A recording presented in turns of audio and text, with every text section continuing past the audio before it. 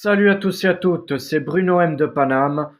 Et du coup, on arrête aujourd'hui, on arrête notre série de victoires.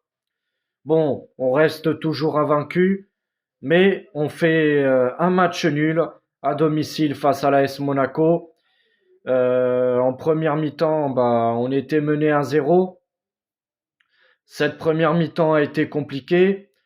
Les passes, on s'est fait dominer par les Monégasques. Ben Yedder qui a eu quand même des grosses occasions. Franchement, Monaco, ils auraient pu mener 2-0 en première mi-temps. Ben Yedder a raté une énorme occasion. Donc, franchement, ce match nul, pour moi, on s'en sort très bien.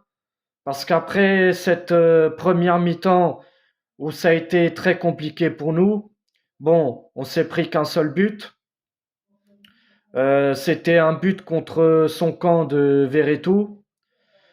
Donc à la mi-temps, on est mené 1-0. Et c'est ensuite à la 47e minute, en deuxième mi-temps, où Alexis Sanchez, El Niño Maravilla, qui égalise. Et c'est grâce à lui qu'on gratte un point lors de cette 20e journée de Ligue 1. Alors, pour tous ceux qui le critiquaient, pour tous ceux qui disaient que Sanchez, ça y est, il est cuit, il est mort, voilà, 33 ans, il est fini, et ben il a prouvé encore ce soir que non, c'est un joueur qui peut encore apporter énormément, et franchement, il nous a fait encore une fois énormément du bien devant. Alors l'OM qui a débuté dans un 3-4-3. Dans les infos, ils annonçaient un retour de Jonathan Klaus, mais Klaus n'était pas présent ce soir. Donc les latéraux, c'était Under et Tavares. La défense centrale, c'était Gigot, Mbemba et il y avait aussi Kolasinac.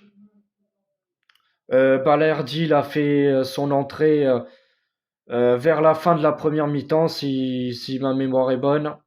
Ensuite, milieu de terrain, c'était le duo, c'était Rongier-Verretou, le duo d'habitude.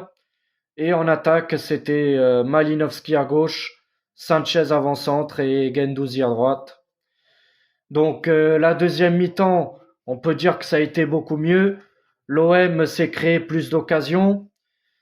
Euh, il y a eu cette frappe de Tavares où le gardien Nubel, le gardien monégasque, défend la balle, mais il la relâche et ça permet à El Niño Maravilla d'égaliser. Donc voilà, cette deuxième mi-temps a été beaucoup mieux. Il y a eu ensuite l'entrée de Payet 5 minutes avant la fin euh, du, temps, euh, du temps de jeu. Payet, à un moment donné, il a fait une superbe frappe et malheureusement, ça touche le petit filet. Payet aurait pu nous donner la victoire, mais malheureusement, voilà, ça a touché le petit filet. C'était une énorme occasion pour donner l'avantage et prendre les 3 points. Mais il y a eu ensuite 4 minutes de temps additionnel et en toute fin de temps additionnel, les Monégasques ont été très dangereux et heureusement que leurs occasions, ils n'ont pas réussi à les mettre au fond et heureusement qu'on gratte au moins un point. Donc, on est à 2 points des Lensois. On est troisième avec 43 points. Bon, on aurait pu espérer prendre la deuxième place, mais malheureusement, bon, après, on peut pas gagner tous les matchs, mais on perd pas.